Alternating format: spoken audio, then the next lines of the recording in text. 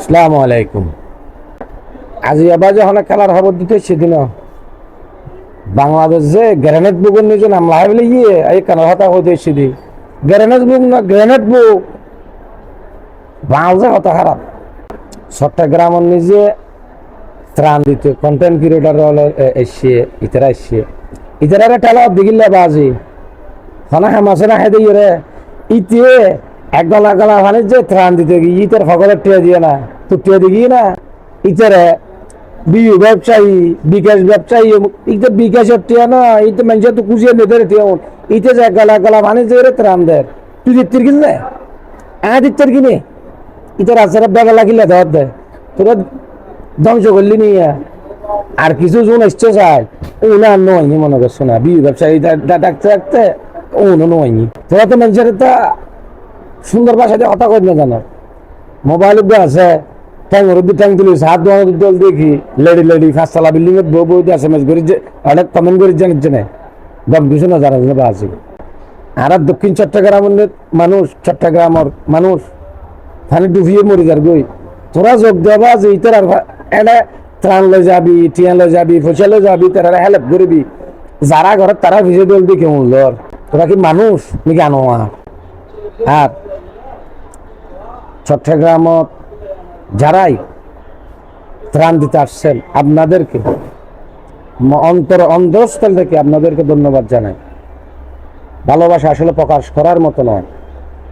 Content creator, সামাজিক সংগঠন, যে কোনো রাজনৈতিক সংগঠন সবাই মিলে এই বন্যার্থ পরিবারের আপনারা যারা পাশে দাঁড়িয়েছেন আপনাদেরকে অন্তরস্থল থেকে আপনাদেরকে ধন্যবাদ জানাই, মোবারকবাদ জানাই। বুক ছিঁড়িয়ে যদি দেখাইতে পারিতাম, একটা গান আছে, আপনাদেরকে যদি বুক ছিঁড়িয়ে যদি দেখাইতে পারতাম আপনাদের জন্য কতটুকু ভালোবাসা আপনাদের কাজের জন্য আমরা দেখাচ্ছি আসলে বলার মতো নয়। 5 ওয়াক্ত নামাজ পড়ে আপনাদের জন্য ভাই দোয়া করতেছি। আপনারা যে কাজ করলেন আসলে মনটা খুশি হয়ে গেছে। ভিডিও করেন আর যাই করেন কোনো সমস্যা নাই। হ্যাঁ, যারা ত্রাণ দিচ্ছেন, যাদেরকে দিচ্ছেন তাদের ছবিগুলা আপলোড দিবেন না, ওরাও তো মানুষ। কিন্তু আপনারা যে ভালোবাসা দেখাইছেন ওগুলো আসলে বলার মতো ভাষা নেই আমাদের।